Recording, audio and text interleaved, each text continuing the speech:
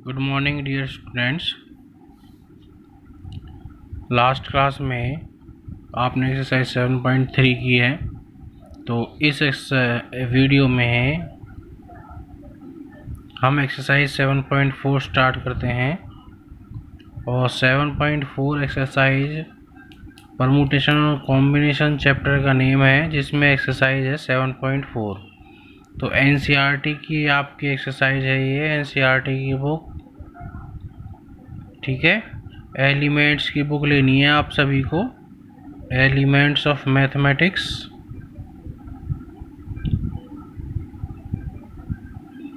ठीक है। उसी में ही एनसीईआरटी कॉर्नर आपका बैक साइड में मिल जाएगा। किसी को भी एनसीईआरटी बुक अलग से ख़रीदने की ज़रूरत नहीं है। केवल एलिमेंट्स ऑफ मैथमेटिक्स बुक्स जिसने नहीं खरीदी है वो ख़रीद लें। एनसीईआरटी अलग से ख़रीदने की ज़रूरत नहीं है, उसी में एनसीईआरटी है, आपको वही करनी है, ठीक है।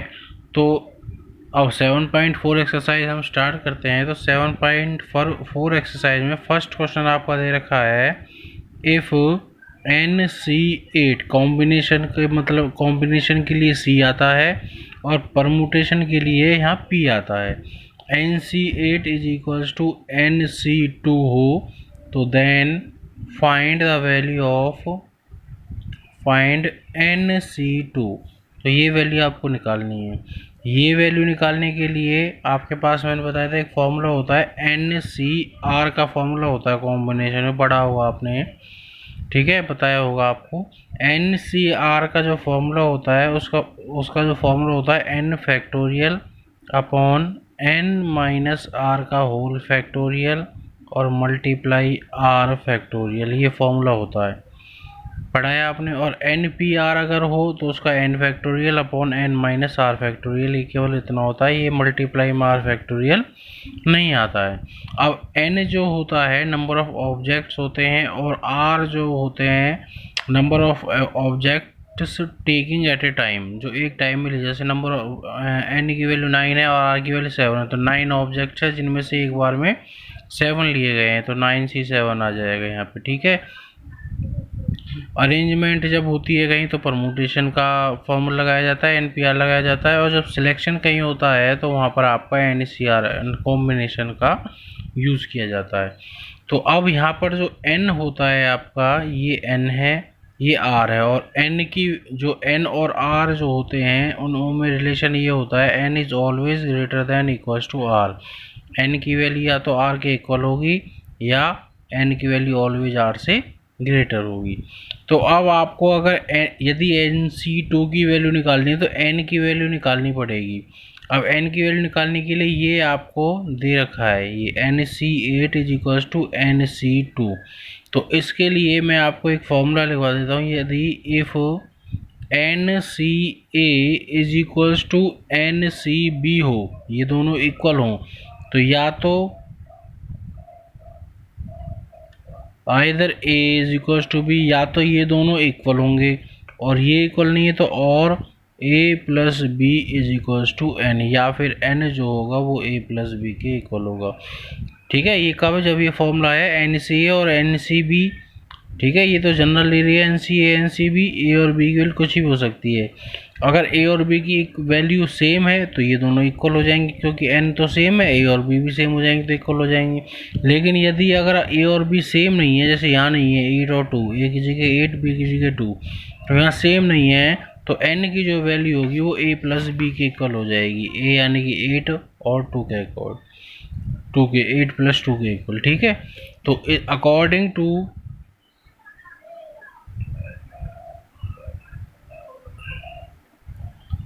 NCA is equals to NCB, either A is equals to B or N is equals to A plus B. This implies NC8 is equals to NC2 if this implies N जो हो जाएगा आपका 8 प्लस 2 इज इक्वल्स टू 10 हो जाएगा। तो N की value कितनी आ जाएगी, यहाँ से आपको 10 आ जाएगी। नाउ अब किसकी वैल्यू निकालनी है आपको, NC2 की वैल्यू निकालनी है। तो n की जगह 10 आ जाएगा, 10C2 आ जाएगा यहाँ, ठीक है। अब 10C2 यानी कि NCR वाला फॉर्मूला ये हो जाएगा, इसके अकॉर्डिंग खोलना है आपको। NCR अगर होता है आपका तो पहले n फैक्टोरियल आएगा, n की जगह इधर है 10 फैक्टोरियल अपॉन, फिर n में से r को माइनस करके उसका होल फैक्टोरियल आएगा, तो 10 में से 2 को माइनस करेंगे तो 8 फैक्टोरियल आएगा, और मल्टीप्लाई में फिर r फैक्टोरियल आएगा, तो r की जगह 2 है आपका तो 2 फैक्टोरियल आ जाएगा। इस 10 फैक्टोरियल को सॉल्व कर लेंगे, 10 मल्टीप्लाई 9 मल्टीप्लाई 8, और आगे सॉल्व करने की ज़रूरत नहीं है, फैक्टोरियल लग जाएगा इधर, अपॉन में आ जाएगा 8 फैक्टोरियल मल्टीप्लाई 2 फैक्टोरियल। 8 फैक्टोरियल से 8 फैक्टोरियल कट जाएगा तो यह जाएगा 10 मल्टीप्लाई 9 अपॉन 2 फैक्टोरियल 2 ही होता है, क्योंकि 2 फैक्टोरियल खोलेंगे तो 2 मल्टीप्लाई 1 2 ही आएगा, 2 5 ज़ा 10, तो 9 5 ज़ा 45, तो NC2 यानी कि 10C2 की वैल्यू कितनी आ जाएगी आपकी 45 आ जाएगी। आया समझ में नहीं आया? फर्स्ट क्वेश्चन आपका ये है, ये कंडीशन दे रखी है, तो अकॉर्डिंग टू दिस ये आपका दे रखा है, इसके अकॉर्डिंग n की वैल्यू 10 आ जाएगी, फिर n की वैल्यू इधर रख के NC2 यानी कि 10C2 आपका आ जाएगा। ये आपका फर्स्ट क्वेश्चन हुआ है यहाँ कंप्लीट। समझ में आया? किसी का भी कोई डाउट हो, यदि समझ में नहीं आया हो कोई क्वेश्चन, कोई भी डाउट हो तो पर्सनली मेरे को कॉल करके या व्हाट्सएप करके, ये मेरा नंबर है आपका, ठीक है, पर्सनली इस पे कॉल करके आप, या व्हाट्सएप करके, व्हाट्सएप नंबर ही भी है, या व्हाट्सएप करके आप कोई भी क्वेश्चन अगर आपको समझ में नहीं आया हो तो उस क्वेश्चन को दोबारा मैं बता सकता हूँ, ठीक है। तो ये आपका फर्स्ट क्वेश्चन है कंप्लीट हुआ। नाउ सेकंड क्वेश्चन पे हम चलते हैं। तो सेकंड क्वेश्चन आपका है, सेकंड क्वेश्चन आपका दे रखा है इधर, determine if 2NC3 ratio NC3 equals to 12 ratio 1 हो और 2NC3 plus NC3 equals to 11 ratio 1 हो, तो डिटरमाइन n की वैल्यू आपको फाइंड आउट करनी है, फाइंड n, ठीक है। अब n की वैल्यू देखो, दोनों क्वेश्चन सेम है, मैं एक क्वेश्चन आपको कराऊंगा, दूसरा आपको सेम करना है, बस ये दोनों सेम है, इधर 12 की जगह 11 लेना है बस आपको, ठीक है। तो बाकी सारा प्रोसीजर सेम को चलेगा। तो मैं आपको फर्स्ट पार्ट इसका कराऊंगा, सेकंड आप अपने आप करेंगे, ठीक है। तो फर्स्ट पार्ट में हमने ले लिया 2NC3 ratio NC3 is equals to 12 ratio 1। अब 2NC3 में वही NCR वाला फॉर्मूला अप्लाई करेंगे, तो n फैक्टोरियल की जगह 2n फैक्टोरियल आ जाएगा, अपॉन n-1 करेंगे तो 2n-3 फैक्टोरियल आ जाएगा, और मल्टीप्लाई में r की जगह 3 फैक्टोरियल आ जाएगा। फिर रेशियो NC3 को सॉल्व करेंगे तो n फैक्टोरियल अपॉन n-3 का whole factorial multiply 3 factorial is equals to 12 upon 1 लिख देंगे रेशियो को। इस रेशियो को अगर मल्टीप्लाई में मैं चेंज कर देता हूँ तो ये होता है आपका, रेशियो को अगर मल्टीप्लाई में चेंज करना है तो ये वाला पार्ट उल्टा हो जाएगा आपका, रेसिप्रोकल हो जाएगा इसका। और 2n का फैक्टोरियल है, इसको सॉल्व कर लें फैक्टोरियल, तो 2n का फैक्टोरियल आएगा 2n, फिर multiply 2n-1 multiply 2n-2 multiply 2n-3, और आगे सॉल्व नहीं कर रहा मैं, होल फैक्टोरियल लगा दूंगा, अपॉन में आ जाएगा 2n-3 का होल फैक्टोरियल मल्टीप्लाई में 3 फैक्टोरियल, और इसको रेसिप्रोकल में ले जाऊंगा तो ये उल्टा हो जाएगा, n-3 का फैक्टोरियल मल्टीप्लाई 3 फैक्टोरियल, और अपॉन में आएगा n फैक्टोरियल, n को खोल लेंगे n into n-1 into n-2 और इंटू n-3 फैक्टोरियल लगा दिया, इज इक्वल्स टू 12 अपॉन 1, ये आ जाएगा आपका। क्लियर है इतना? ठीक है। इतना करने के बाद अब देखिए यहाँ 2n-3 फैक्टोरियल से 2n-3 फैक्टोरियल कट जाएगा, ये 3 फैक्टोरियल से ये 3 फैक्टोरियल कट जाएगा, और ये n-3 फैक्टोरियल से ये आपका n-3 फैक्टोरियल कट जाएगा। ठीक है, समझ में आ गया इतना? आगे देखिए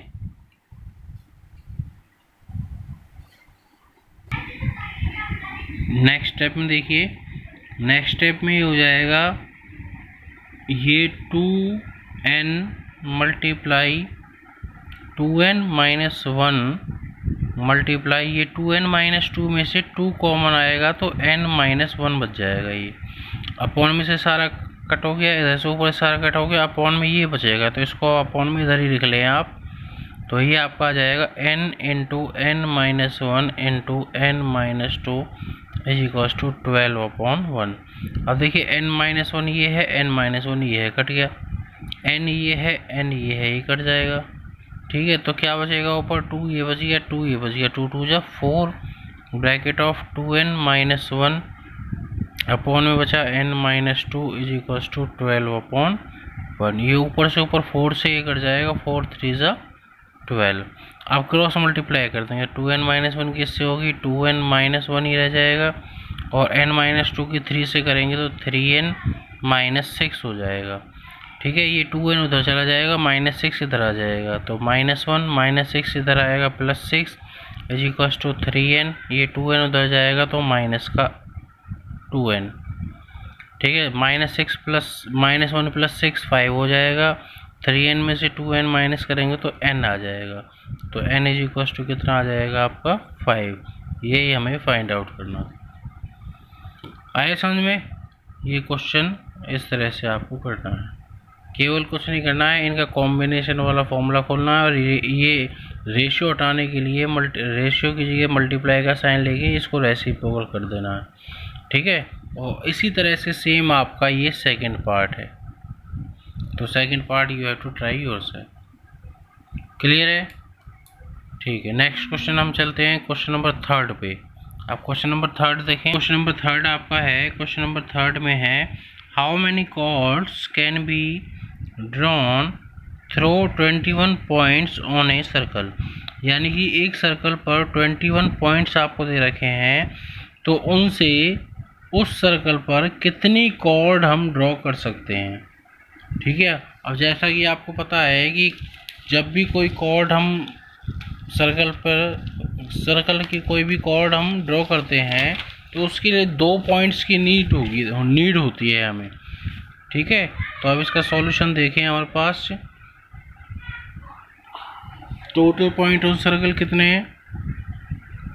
total points on the given circle वो है हमारे पास 21। ठीक है, required points to join a chord, number of points required, ये यहाँ लिखेंगे आप, इस तरह से नहीं, number of points required to join या मेक या टू ड्रॉ ए कॉर्ड, 2 आ जाएंगे। 21 पॉइंट टोटल हैं, एक कॉर्ड के लिए 2 पॉइंट की हमें नीड होती है, तो ये तो हमारे पास n की वैल्यू हो जाएगी, ये r की वैल्यू हो जाएगी, यानी 21 में से दो पॉइंट्स हमें सिलेक्ट करने हैं। अब कोई भी 2 हो सकते हैं वो तो this implies number of chords can be drawn, number of chords can be drawn is equals to 21, और सिलेक्ट करने की बात आ रही है 21C2। इसको सॉल्व कर लेना है आपने, 21 फैक्टोरियल अपॉन 21 - 2 का whole factorial multiply 2 factorial, NCR वाला फॉर्मूला लगाया मैंने। 21 फैक्टोरियल अपॉन 21 - 2 19 फैक्टोरियल मल्टीप्लाई 2 फैक्टोरियल, तो आ जाएगा 21 × 20 multiply 19 factorial upon 19 factorial multiply 2 factorial 2 होता है। 19 फैक्टोरियल से ये कट जाएगा, 2 से कट जाएगा 2, सॉरी ये नहीं, 2 से कट जाएगा 2 10 जा 20, तो 21 10 जा 210, तो 210 कॉर्ड आप उस सर्कल पर ड्रॉ कर सकते हैं। ठीक है, आया समझ में? ओके, नेक्स्ट क्वेश्चन हम चलते हैं क्वेश्चन नंबर 4। ठीक है, क्वेश्चन नंबर 4 देखते हैं। चलो देखिए, नेक्स्ट क्वेश्चन आपका है in how many ways can a team of 3 boys and 3 girls can be selected from 5 boys and 4 girls. यानी कि आपके पास 5 बॉयज़ हैं, 4 गर्ल्स हैं, इसमें से 3 बॉयज़ और 3 गर्ल्स की टीम हमें बनानी है। तो कैसे बनाएगी? 5 बॉय हैं, 5 में से 3 सेलेक्ट करने तो 5C3, 4 में से 3 सेलेक्ट करने तो 4C3, दोनों को मल्टीप्लाई कर देना है, क्योंकि हमारे पास 3 एंड 3 का एंड का मतलब मल्टीप्लाई होता है। 3 बॉयज़ एंड 3 गर्ल्स का मतलब 5C3 मल्टीप्लाई 4C3, हो गई टीम सेलेक्ट। ठीक है, solution a team of 3 boys and 3 girls can be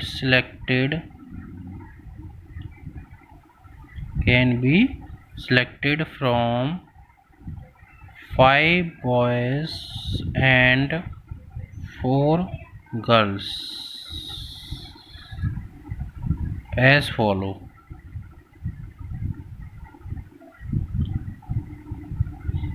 ठीक है, कैसे आ जाएगी? 5 बॉयज़ हैं, 5 में से कितने सेलेक्ट कर रहे हैं? 3, तो 5C3 एंड के लिए मल्टीप्लाई। 4 गर्ल्स हैं, 3 बॉयज़ एंड 3 गर्ल्स है ना, तो 4 गर्ल्स में से 3 गर्ल्स लेनी है, तो 4C3। ठीक है, सॉल्व कर लो इसको। 5C3 को कॉम्बिनेशन वाला फॉर्म लगाओ, 5 factorial upon n minus r, यानी कि 5 माइनस 3 2 फैक्टोरियल मल्टीप्लाई r की जगह 3 फैक्टोरियल मल्टीप्लाई 4C3 करो, 4 factorial, 4 minus 3 1 factorial into 3 factorial. तो इसको सॉल्व कर लो। 5 इंटू 4 इंटू 3 फैक्टोरियल लिखो इसको, upon 2 factorial 2 into 3 factorial multiply 4 factorial लिखेंगे, 4 मल्टीप्लाई 3 फैक्टोरियल अपॉन 1 फैक्टोरियल 1 हो जाएगा, मल्टीप्लाई 3 फैक्टोरियल, 3 फैक्टोरियल से ये गया, 3 फैक्टोरियल से ये गया, 2 2 जा 4, 5 2 जा 10 multiply 4 is equals to 40 ways. तो 40 तरीके से 3 बॉयज़ और 3 गर्ल्स की टीम 5 बॉय और 4 गर्ल्स में से सिलेक्ट की जा सकती है। ठीक है, आया समझ में? इसी तरह से एक्सरसाइज का 5th और 6th क्वेश्चन आप अपने आप ट्राई करेंगे, इसी तरह का है। ठीक है, कि 5th और 6th क्वेश्चन आप अपने आप ट्राई करेंगे। 7th क्वेश्चन में करा देता हूँ नाउ, क्वेश्चन नंबर 7। ठीक है, 7th क्वेश्चन क्या है? 7th क्वेश्चन देखिए 7th क्वेश्चन है, इन how many ways can one select A cricket team. ठीक है, कितने तरीके से क्रिकेट की टीम सेलेक्ट की जा सकती है ऑफ 11 प्लेयर्स की फ्रॉम 17 प्लेयर्स। 17 प्लेयर्स टोटल है हमारे पास, जिनमें से 5 प्लेयर बॉल कर सकते हैं। 17 में से 5 प्लेयर ऐसे हैं जो बॉलर्स हैं, तो उन 17 में से आपको एक क्रिकेट की टीम सेलेक्ट करनी है, और कंडीशन दे रखी है कि उस टीम में 11 की जो टीम है उसमें एग्जैक्टली 4 बॉलर्स तो होने ही चाहिए। कितने बॉलर होने चाहिए? एग्जैक्टली 4 बॉलर्स होने चाहिए। तो देखिए हमारे पास टोटल प्लेयर्स हमारे पास कितने हैं? 17 है। कितने हैं? 17 है। तो देखिए कैसे करेंगे इस क्वेश्चन को।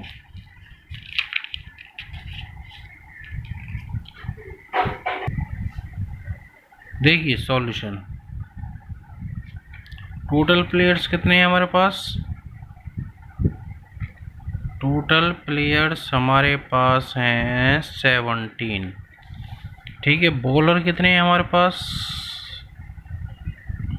बॉलर हमारे पास हैं 5। अब रिमेनिंग कितने बच गए हमारे पास? रिमेनिंग प्लेयर आपके पास बच गई 12। ठीक है, यानी कि अब आपको टीम जो सिलेक्ट करनी है 11 प्लेयर्स की, उसमें से 4 तो बॉलर होने, तो 5 में से 4 बॉलर तो आ जाएंगे। कितने बचे आपके पास सिलेक्ट करने? 7। रिमेनिंग कितने बचे? 7। ठीक है, यहाँ लिखेंगे if 4 bowlers, if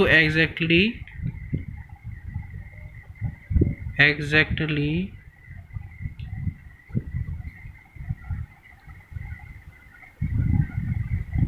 4 bowlers in the team, then only 7 players can be selected from the remaining players.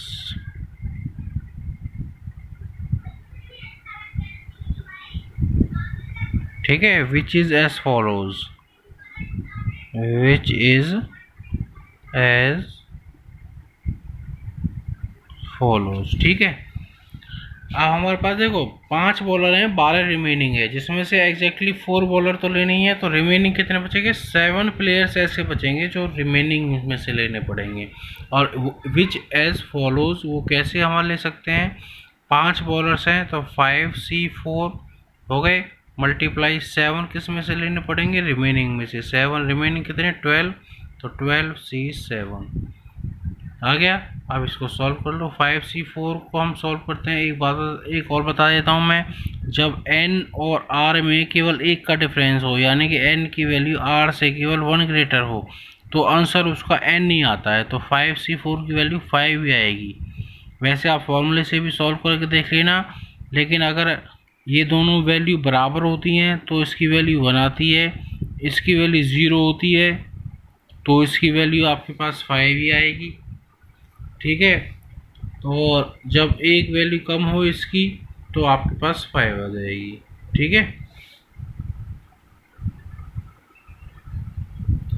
और जब ये दोनों सेम होते हैं ना, जब ये 5C ये दोनों सेम होते हैं तो इसकी वैल्यू 5 फैक्टोरियल बन जाएगी। n फैक्टोरियल होती है, जब n और r सेम हो तो उसकी वैल्यू n फैक्टोरियल होती है।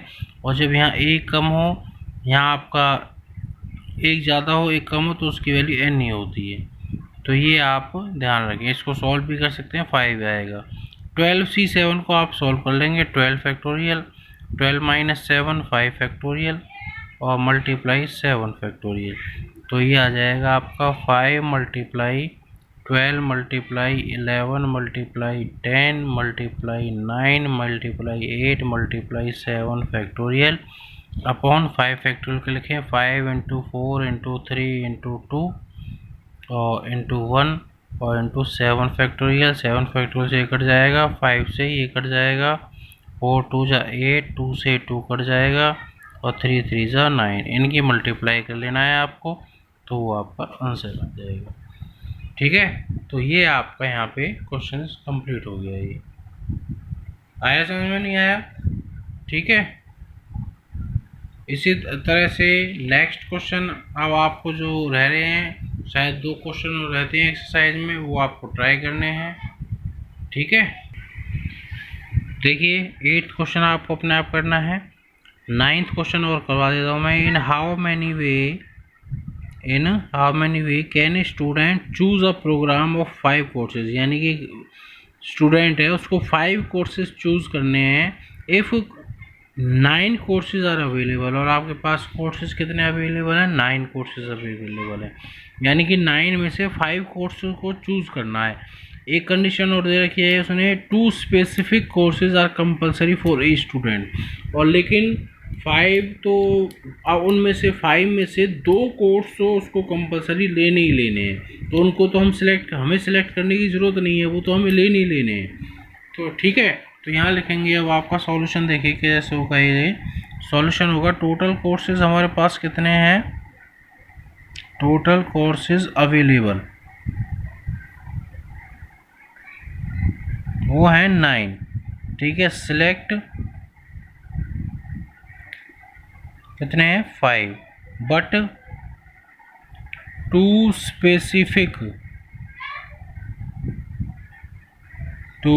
specific courses are compulsory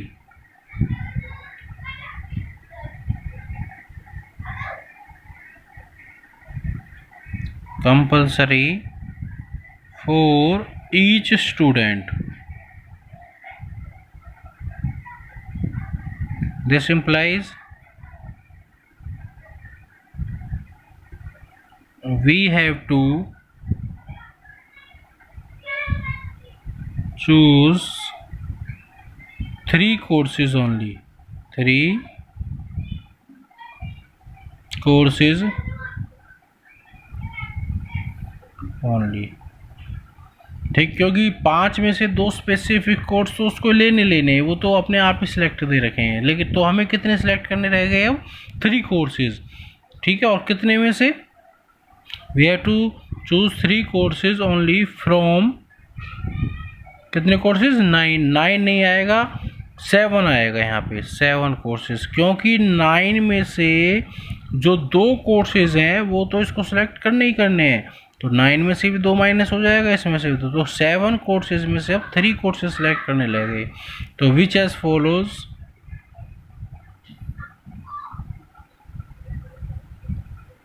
which as follows 7C3, तो इसको आपने सॉल्व कर लेना है। 7 factorial 7 minus 3 4 factorial multiply 3 factorial, NCR का फॉर्म लगाना है। 7 multiply 6 multiply 5 multiply 4 factorial upon 4 factorial multiply 3 into 2 into 1, 4 factorial से ये गया 3 2 जा 6 6 से ये गया 7 5 से 35, तो 35 वे से आप उन कोर्सेज को 7 में से 3 कोर्सेज को सिलेक्ट कर सकते हैं, या स्टूडेंट जो भी हो सिलेक्ट कर सकता है, ठीक है। तो ये एक्सरसाइज आपकी कंप्लीट होती है यहाँ पे। बाकी रिमेनिंग 3 क्वेश्चंस रह गए हैं आपके, शायद वो 3 क्वेश्चंस आपको ट्राई करने हैं। अगर कोई प्रॉब्लम आती है तो मैंने आपको नंबर आपका दे दिया है अपना, तो उसमें आप व्हाट्सएप करते हैं उस क्वेश्चन को, मैं सॉल्व करके आपको दे दूँगा, ठीक है। आया समझ में? आज के लिए इतना ही, आगे हम करेंगे नेक्स्ट वीडियो में। थैंक यू बेटा।